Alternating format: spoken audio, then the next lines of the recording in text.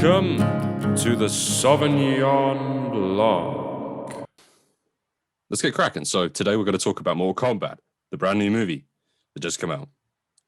Semi-brand new by now, but yeah, Semi-brand more or new. less.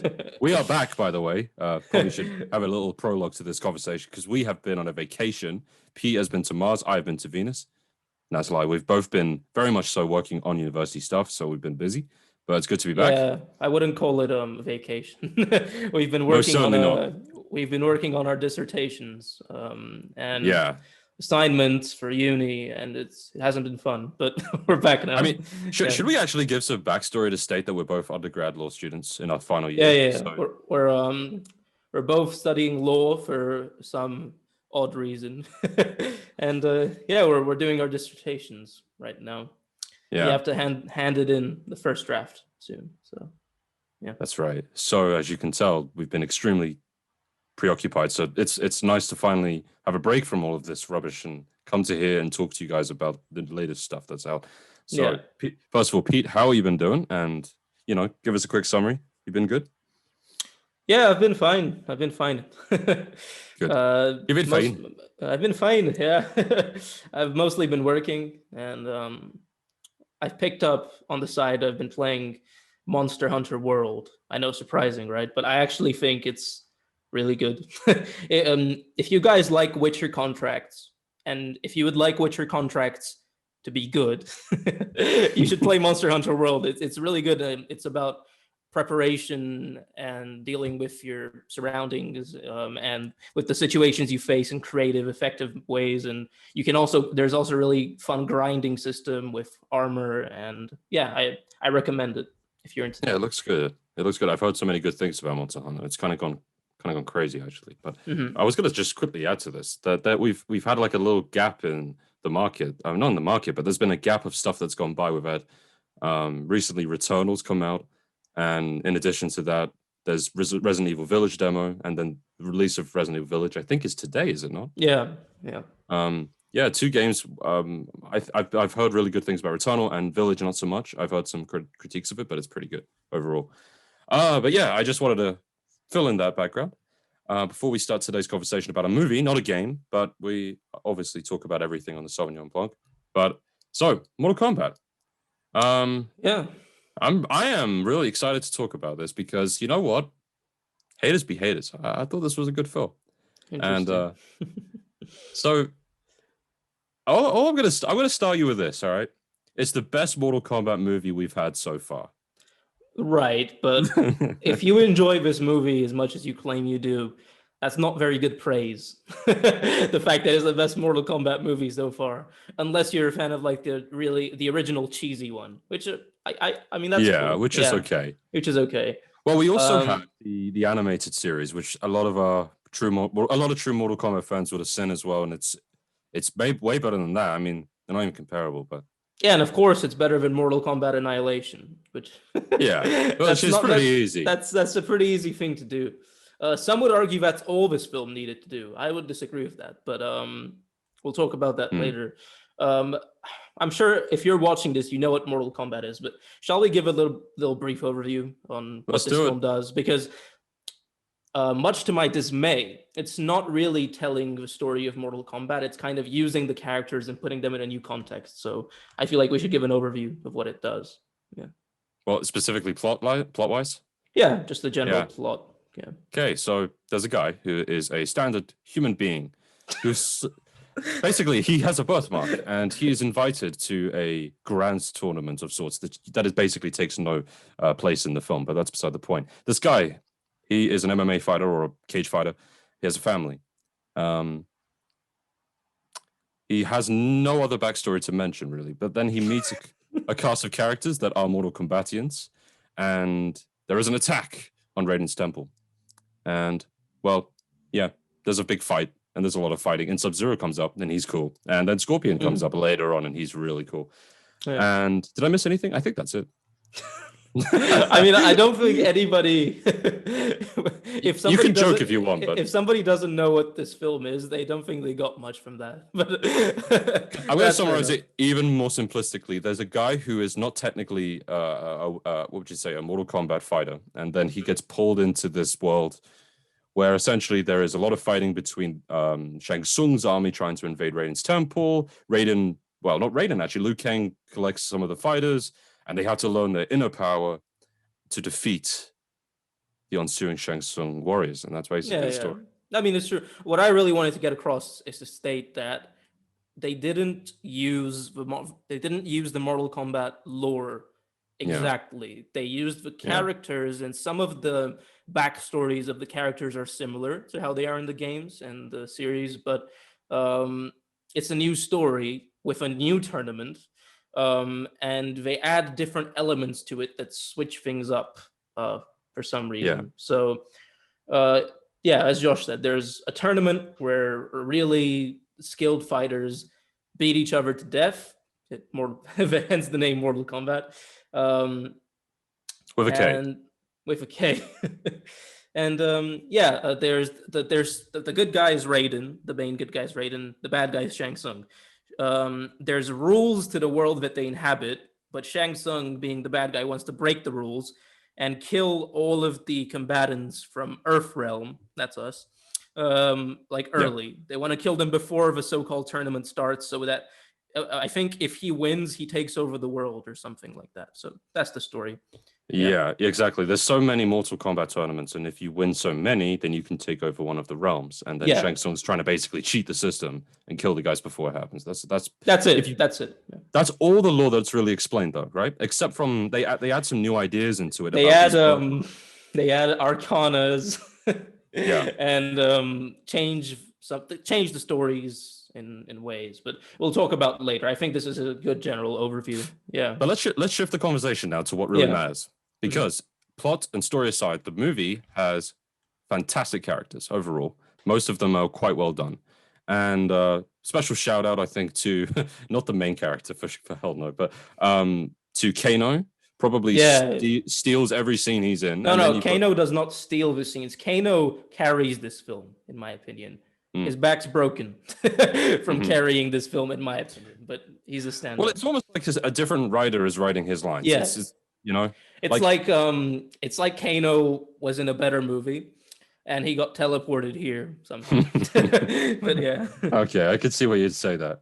And then alongside Kano, who steals the show, you then have a really well-performed Liu Kang. And that was really surprising for me. And I was talking to you about this. Yeah.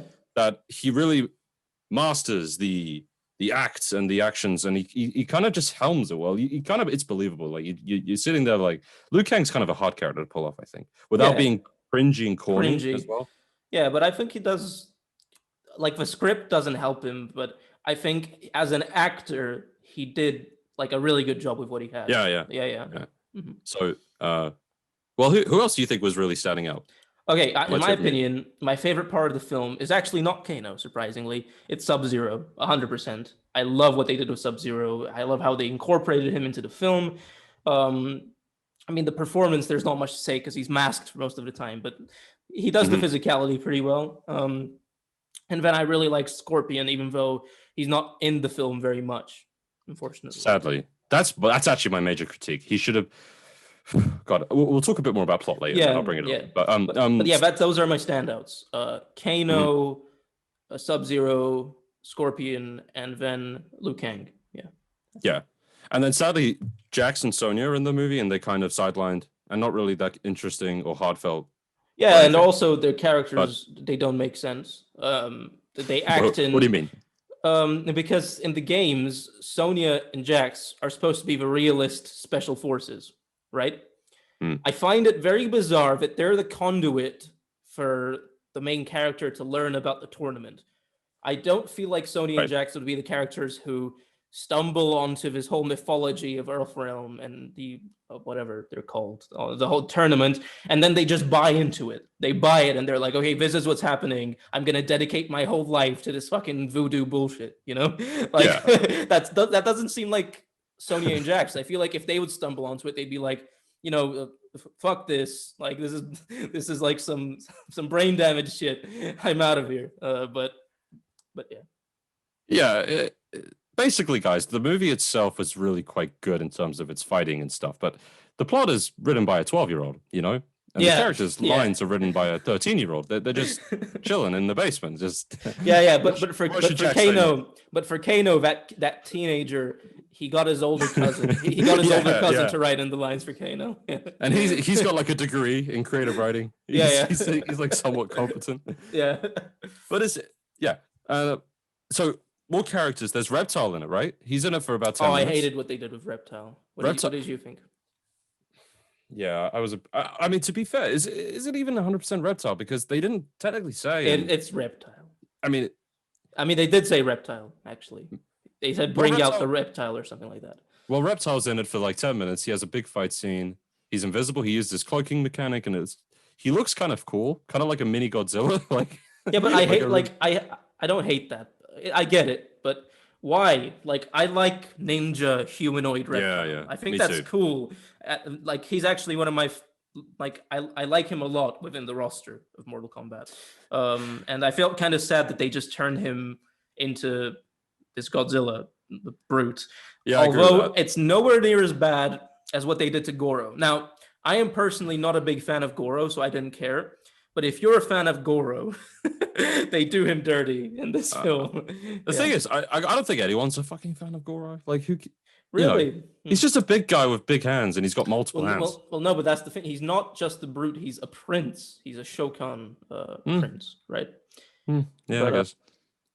But yeah. Okay, so we're touching on the characters, right? So I want to mention a couple more. Okay, so Cabal was in it, and I thought, besides his embarrassingly bad dialogue, which I really laughed at in the movie. Oh god! Like, there's a scene where he stares at Liu Kang and he says, "Do you want me to go faster?" Like, it's like, but it's not just his dialogue. Like, I actually think somebody else could have sold this dialogue. I think it's the dude's voice. Like, I just don't like this dude's voice. It doesn't. How would you describe it? There's something off-putting about it. Yeah, it's just the wrong character, wrong voice for the character. I don't know. I can do it. I can genuinely do it. It's, "Do you want me to go faster?" That's how he sounds. Yeah. I mean, it's on the tip of me tongue. He reminds me of something, but I just can't put my finger on it. He reminds me of some kind of archetype, but maybe I'll remember later. That being said, like I said, Liu Kang, Kano. I thought Kung Lao was also well done as well, and then Raiden was very good too, and Shang Tsung, of course, but he wasn't in it that much, so it's hard to say that. Raiden looked cool, and the actor who plays him is an amazing actor.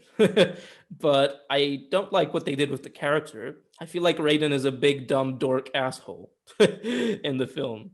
Really? Yeah, because he makes weird decisions. Like, he abides by the rules, but he doesn't abide by the rules, and like he's constantly changing whether he cares about the rules or not. But the moments where he decides to break the rules lead to character deaths. Like, what? The moment you decide to do that, as a result of that, like, characters die. Like, Kung Lao died because Raiden was a big douchebag. I don't know. I think it's also plot, right? He sends the main character off to find his Arcana to kill Goro, and he like plans it almost in this Dumbledore-like fashion. So stupid, but yeah. Look, I don't want to hate on the movie because I really liked it, but there were some weird plot choices. I think you have to accept that. But how about Mio and I? How about you tell me a bit about the fighting, because I think that's where everything shines. Because you said that Sub-Zero himself was incredible. Every time he turns up, it's like, whoa.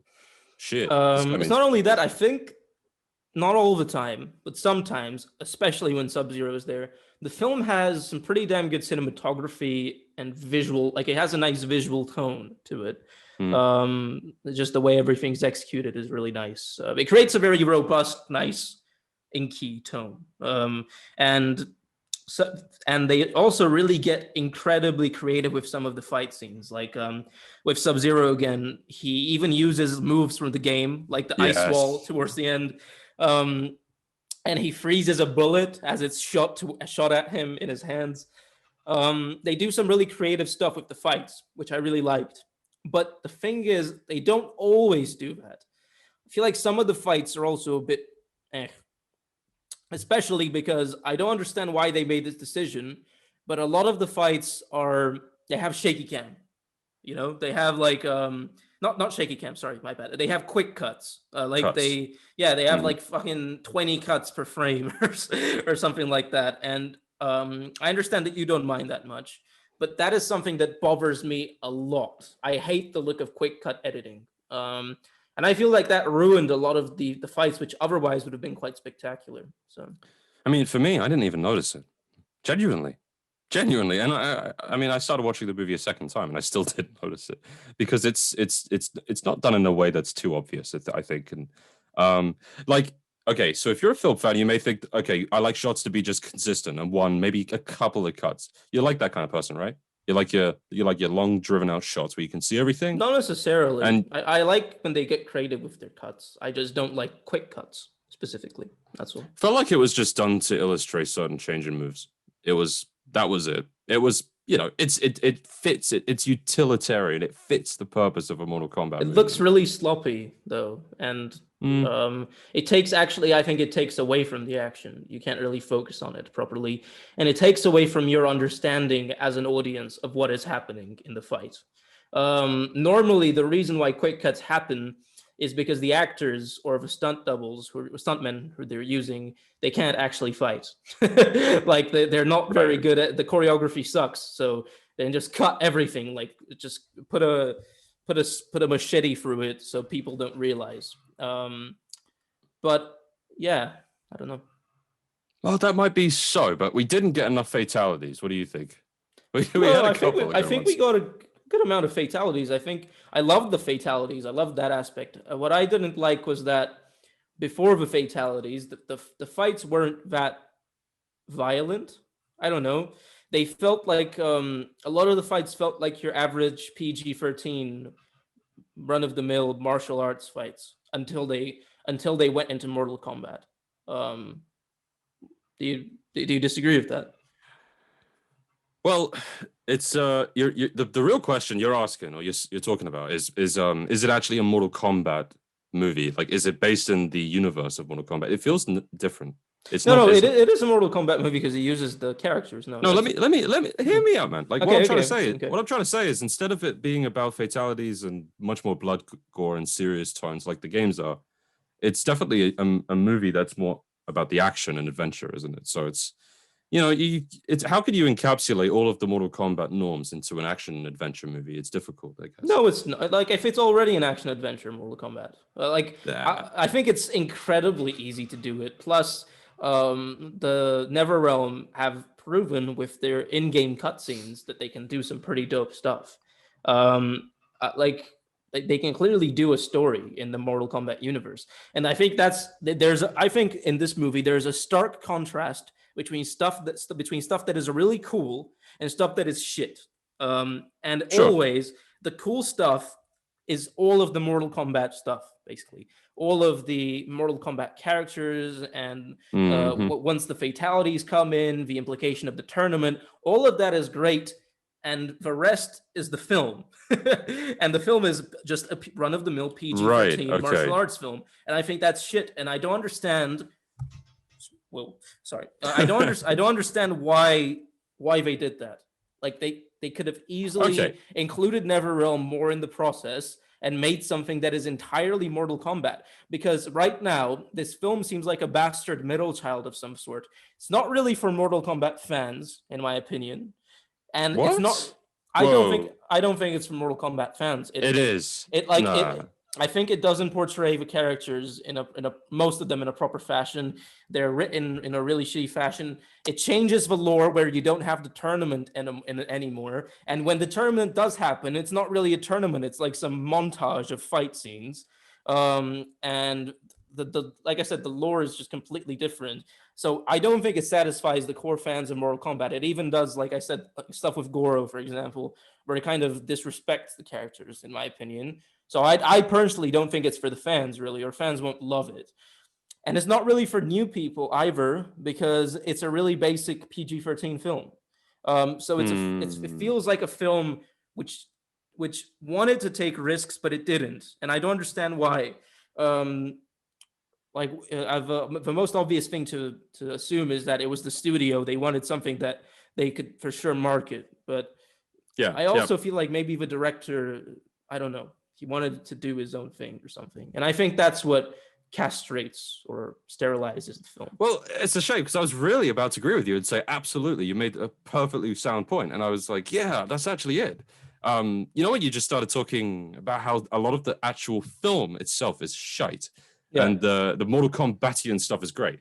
Yeah. And then you said something I disliked, and then you said it's not for the Mortal Kombat fans because it is. It is. Like, how is it not?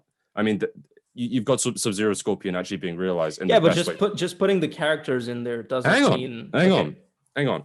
I disagree with that because you can have a shitty film and still have bits about it that are really great. And I tell you what, Mortal Kombat is a film that doesn't hit everything, but it hits some things pretty good, which is basically Sub-Zero, Scorp, some of the central characters. And I tell you what, if you watch this and support it by financially buying it, renting it, streaming it, they actually might get more money to make the next one, which they're teasing with Johnny Cage. And hopefully they'll realize their damn mistakes because I want more Mortal Kombat movies. I do. And I do not accept that this was a bad movie based on, yes, the plot was shite and, some of the characters were atrociously written, but some of the characters weren't. Some of the characters were very good and compelling and quite lifelike to the Mortal Kombat universe. And like you said, Sub-Zero's abilities were well CGI'd on screen. Scorpion was well CGI'd on screen. I would like them to have a bigger budget because my main criticism of the movie is that to do Mortal Kombat right, you need more time, money, and skill. And it's obviously something that a lot of fans like myself and yourself, we really want to see everything properly done. Like I even thought just things like Outworld was barely shown. They showed it eclipsed it for about a minute. They were like, okay, we need to show Outworld, but let's just show a couple of rocks. No, but okay, I agree with that, and that's because they don't have the budget to do Outworld properly. Yeah. But then they shouldn't have shown it at all because it looks like shit in its current state, and like that paints an image when they could have not shown Outworld at all, and then you're even more excited to see it once it has the budget in the sequel. I think it's a balancing act, though. Like you want to try to show as much as you can to please the fans, like fan service, but at the same time you are restricted by budget and. But also, I don't agree that it was the budget that did this to the film. It was the choices that the director and the studios made in what direction to take the film. The fact that they had to use the Cole Young character is stupid. Like, there's no reason why you have to introduce a new conduit for the audience to view the world. You have a bunch of characters in Mortal Kombat who can do that for you. It could have been Jax or Sonya. They could have been the conduit, Or it could have been Johnny Cage. Johnny Cage would be the perfect character. Get fucking Ryan. Well, they did that at MK. Get Ryan Reynolds to play him, and you have a really charismatic, really popular conduit to introduce the audience to Mortal Kombat world. Well, you just highlighted budget because I'm sure Ryan Reynolds would take probably an expensive. Okay, not Ryan Reynolds, but still, I don't think they needed a new character, and I also don't think they needed to reinvent the lore because they do some stupid stuff like the Arcana. Agree with me. The Arcana is a stupid idea. Yeah, I actually thought of Power Rangers. Yeah, exactly. When it was happening. It was like, okay, go Gadget Steve, let's do it. And then you're like the Red Ranger. And then it's right, exactly. It's ridiculous. Like these are like tropes and stories that have been done before over and over in a plethora of bad movies that are all in the bargain bin. And I don't understand why you would do that when you have source material. They have the license to Mortal Kombat, which means they have the license to the source material. They could have literally copied, pasted. That's why I'm sorry, I do think it's about budget, because that's, of course, I mean, you ask yourself these rhetorical questions, and the only logical answer is either they didn't give a fuck enough to make it a good enough movie, or you just employ trash people, or thirdly, the budget. And I think it could be a mixture of three, actually. But when you look at how, I mean, for me watching this movie, my feelings is this. When's the next cool fight scene happening? When am I going to see X character come on screen and kick X's ass? Like, that's all I care about. Because... But you see, okay, that's cool. But for Mortal Kombat fans, I think that we like the lore. Like the actual lore quite a bit as well. I think it's secondary, though. And the characterization of the roster. Like, Mortal Kombat has a very interesting, deep lore that's based around different cultures and martial arts, and I think Sure. people would like to see that too in it. But I agree, for the most part, you want to see gore and fight scenes, and yeah. To be fair, they did do Scorpion's introductory story quite well, and I really liked the Yeah. finishing touch to how he got his spear. It was actually what his wife used in the garden. Like, I thought Yes, that was that's nice. exactly. That's like, That was cool. that feels like a different film. That feels like a film, not like some kind of made by a committee Yes. bargain bin thing. That feels like a film where it shows the origin, like aspects of the origins of the character in subtle ways. Yeah, that was really cool. Yeah, that's why I loved the intro to Mortal Kombat with Scorpion, but then they cut to a different character, which that Yeah. also doesn't make sense to me. If they really wanted to rewrite the story, why couldn't they stuck to the Scorpion Sub-Zero stuff? There's enough like writing in the film just to do that, and that would have made it a better film. But yeah.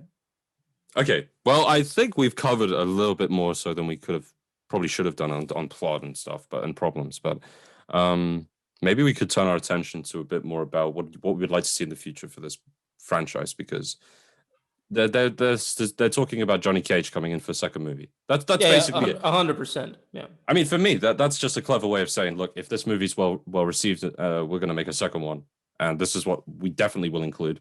Mm-hmm. Goddamn, they better make it better though. I'm not saying just because I enjoyed the movie that it's perfect. You know, we do have common ground here, man. Like, for goodness sake, it's not a perfect movie at all. So in the second movie, give them a bigger budget, please. That's all I really wanted to share. Yeah. Plus, they did make some clever decisions. Like I said, like Kano, and also, I think that it was actually genius. I don't know who came up with it, but whoever came up with the idea to make Sub-Zero a slasher that shows up in really tense, almost horror movie-esque parts of the film as scary. A slasher. That's genius. That's a genius choice for Sub-Zero when this film is like this ethereal assassin. You know, like that was really cool. Yeah, and on that same like sphere, like I just thought the way that some characters were written, like Kano, was just so damn well done. It was clear that they understood exactly how certain characters in the movie were meant to unfold, right? But then there's we keep reverting back to criticism, but it's natural with this kind of divisiveness of this movie. But some characters just are not meant to be in this movie. They're just there for the sake of being there, and I accept that, and I see that. Yeah, it's like, you know, like remember Kung Lao, remember Liu Kang. Yeah, yeah. Do you remember the bitch with the wings who flies around a little bit? Or why the fuck is Reiko in this film? I don't know. Why is he in this film? No one likes him. I swear nobody likes him. Yeah. It's either budget or incompetency. Which is it? Or both? It has to be. Come on. I mean, probably budget. Like, Reiko's a pretty easy guy to do. He's a big dude with a hammer. That's probably. And they stick in two people, essentially, who don't even really have many powers, which is Jax and Sonya. Mm-hmm. Like, I don't understand that. I'd love to hear what you think. I actually think Jax and Sonya are lame as fuck, but I like them. Lots of fans like them. I like them too. They're like special forces, you know, for realists, the bad motherfuckers of the Mortal Kombat universe. I think they're cool. I'm glad someone likes them. I don't. I prefer Stryker, but like he's just been what? Killed. That's interesting. Stryker was cooler because he was so pathetic. That's why he was so cool. Oh right. Sergeant Stryker in the building. Bang bang. Yeah. But yeah, like we can set a dream list. Like I wish Ermac, Noob Saibot, Quan Chi. I mean, by the way, one thing, I don't know about Ermac and all that. Noob Saibot, I'm quite certain is going to be in the next film. I feel like whatever happened with Sub-Zero, he's going to die, come back, and he's going to be Noob Saibot. As a Noob Saibot. Yeah. Yes. Mm-hmm. Yeah. That makes a lot of sense. That would be very cool. And then the thing I alluded to earlier, right? So I think we should jump into a bit more in detail about plot. One thing that really upset me in this movie was how our main protagonist was, like you mentioned, a complete new addition to the Mortal Kombat universe. His story, I thought he was going to end up by being Scorpion. It made complete sense because you find out that he had the blood history of his ancestors in the Scorpion. And it made sense. Like he learns his Arcana, which I hate as well as you. And then he gets this lame ass fucking armor. Like, what the fuck was that? He No, has no, like a okay, yeah, stick. yeah. I mean, his powers are stupid as shit, but I thought it was kind of cool how they alluded to things and then they didn't happen. Like they alluded to the fact that he has this like skin which absorbs like it absorbs kinetic energy, and then he converts that energy into matter, which almost gives him like a Green Lantern type power.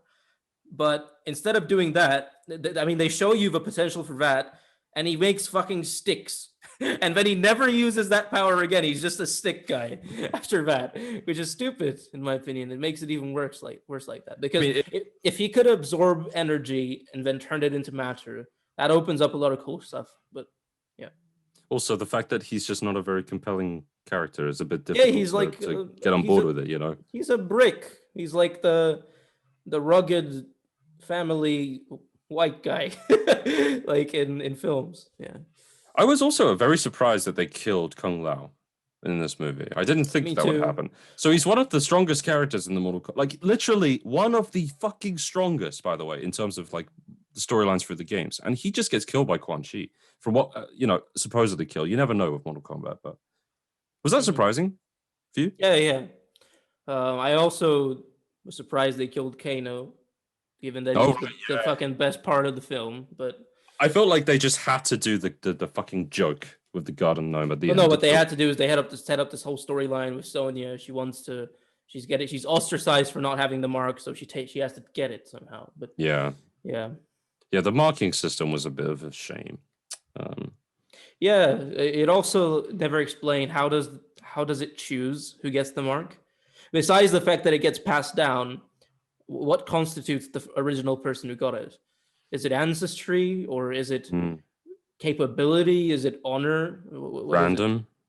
Maybe I mean, I'd say I would love to see for the first time in Mortal Kombat history in the next movie. I'd love to see the Elder Gods, and I'd like to see an introduction. Oh yeah, to sorry, interrupt. Another thing, Raiden did not say I must consult with the Elder Gods in this film, which means I knock out a point. He has to say that in every single film.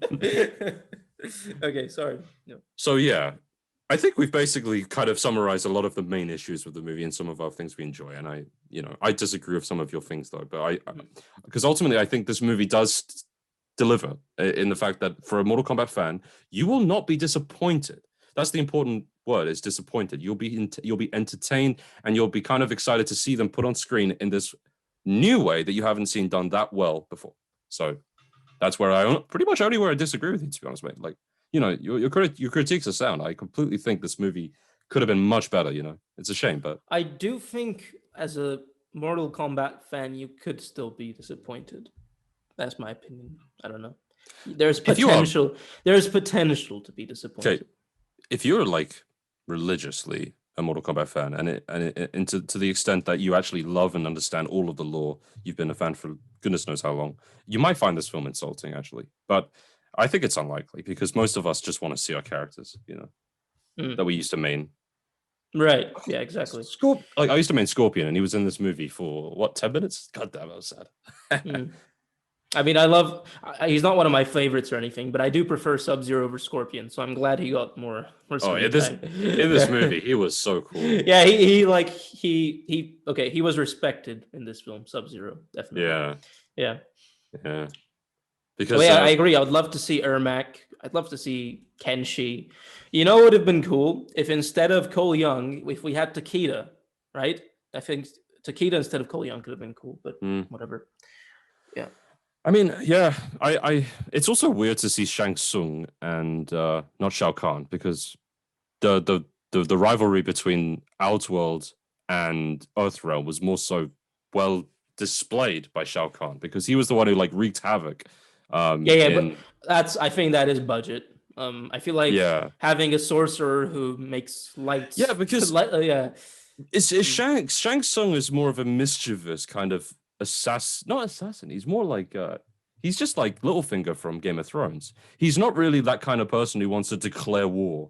Yes, he is. He's a douchebag. He's a schemer. Oh, he's a douchebag. He's a schemer, but his aspirations are equally, if not more evil than Shao Kahn's, and he has the capability to do them. He just employs different methods. Shao Kahn does it for, for brute force right. war. Shang Tsung does it through subterfuge. But would you agree Shang Tsung is probably million times more intelligent than Shao Kahn, right?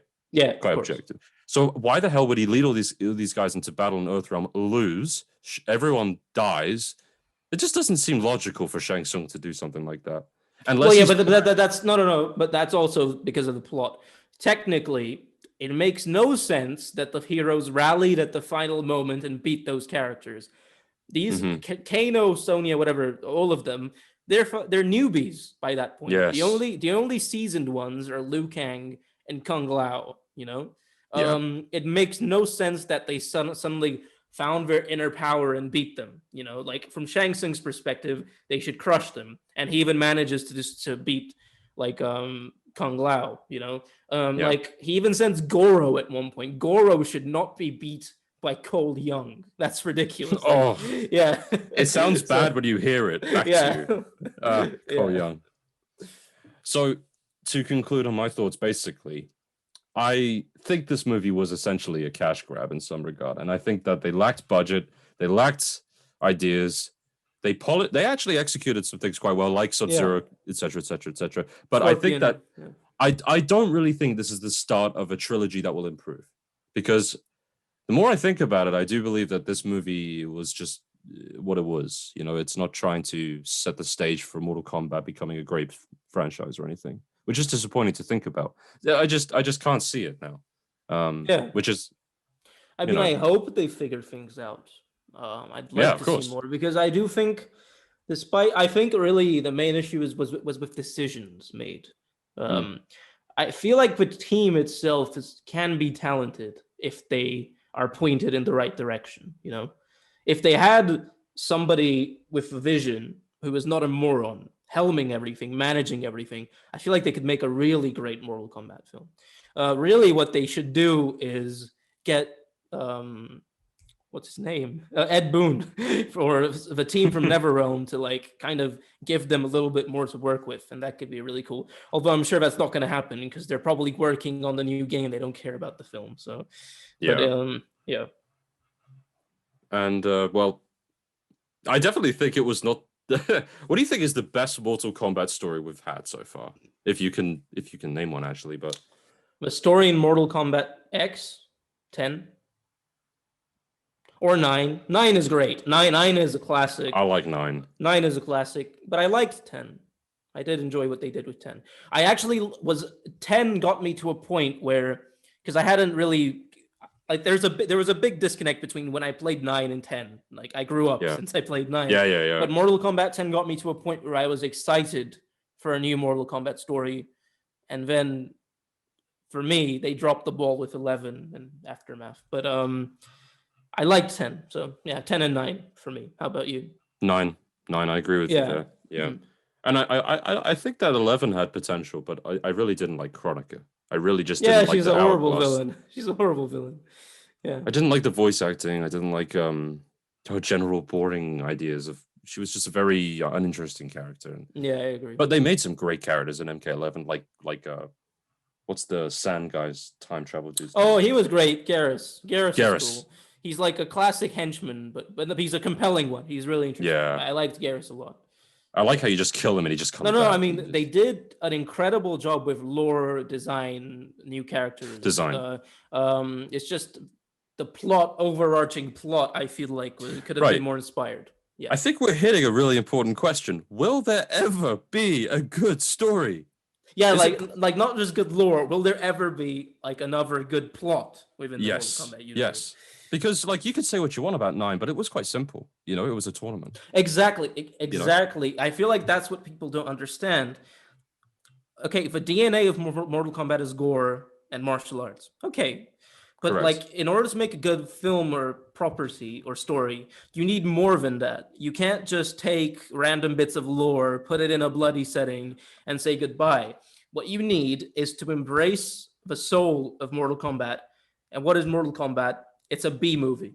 That's what it is. It's like Predators or like stuff of that sort. Make it a B movie about martial arts and people fighting each other to the death in a tournament. There's a big douchebag as a villain, and there's like some charismatic guy as the hero, and just make it that, and make it about the characters and their interactions with each other. And I think that could be good. But I hear. But I feel like studios, and not only studios, even as a creator, maybe you feel like that's too simplistic and too uninteresting to you for you to make it. But I think somebody's gonna have to do that if we're gonna have a good Mortal Kombat story. Love the idea. Yeah. I wonder if I could put to you one of mine as well. What if it was a television show? Could that be a way? That is the best way to do it, in my opinion. Yeah. Yeah. Give you all the time in the world. You know.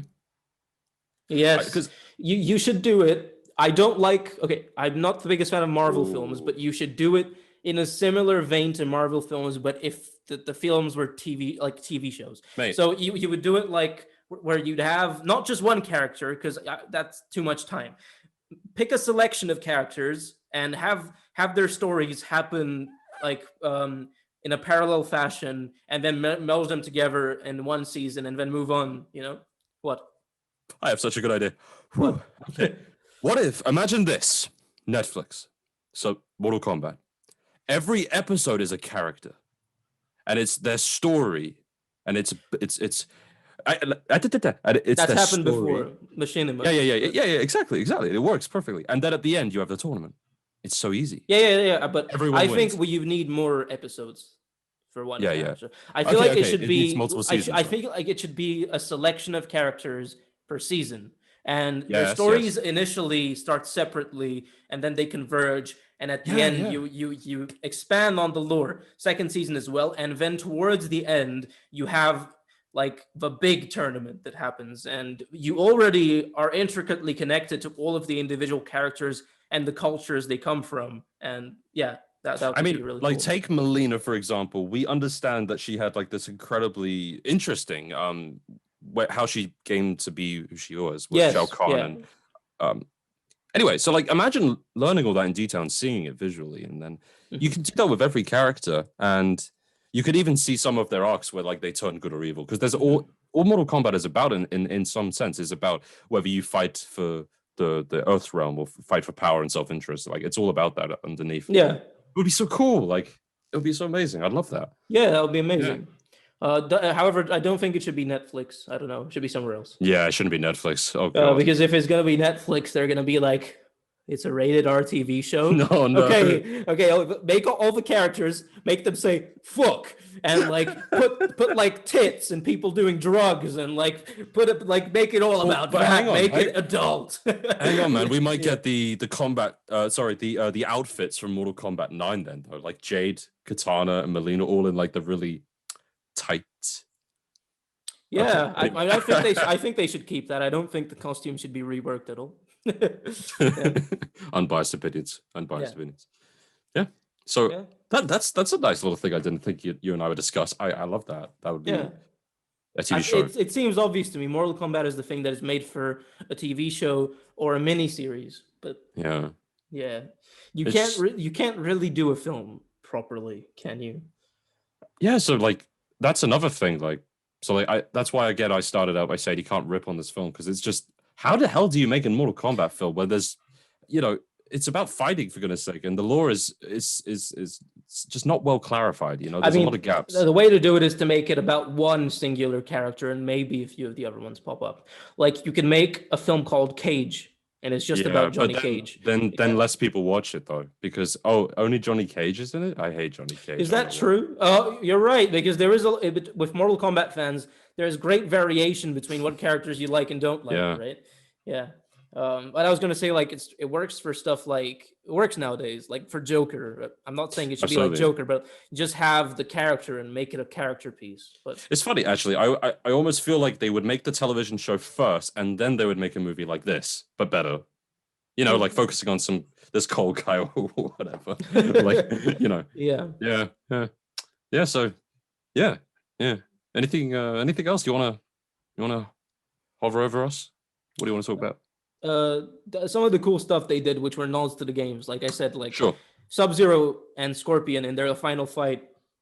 they use moves from the actual game, like when they like the ice wall and stuff. Like you can actually see them. I can imagine the button inputs on the controller when they do Yeah. it. Also, there's this part where Liu Kang, he spams his move, which is like a Oh, it's so sweep, funny. and he does it over and over, like how some players do it, where they spam their move. And Kano's like, "Come on, man. Do you know any other moves?" And he's just Is like, that the only move you know? Yeah, that was pretty funny. It's got some cool parts in it. and that was where Kung Lao says flawless victory. And I thought, oh, that's so dope. That's dope. Although I did feel like it didn't make sense that Kung Lao said it. it just seems weird. It definitely didn't, but I'm glad he fucking said it. Like you see, like I feel like you can take risks which compromise the plot in that way. I feel like it would have been cool if it would have just been a voice and the text would pop up on the screen, flawless victory, but it goes away, and actually, it doesn't make sense for the story, but it doesn't matter, Like, I'm actually really surprised. Take for example, you know when Liu Kang uses his kick, his dragon kick thing, the flying dragon kick.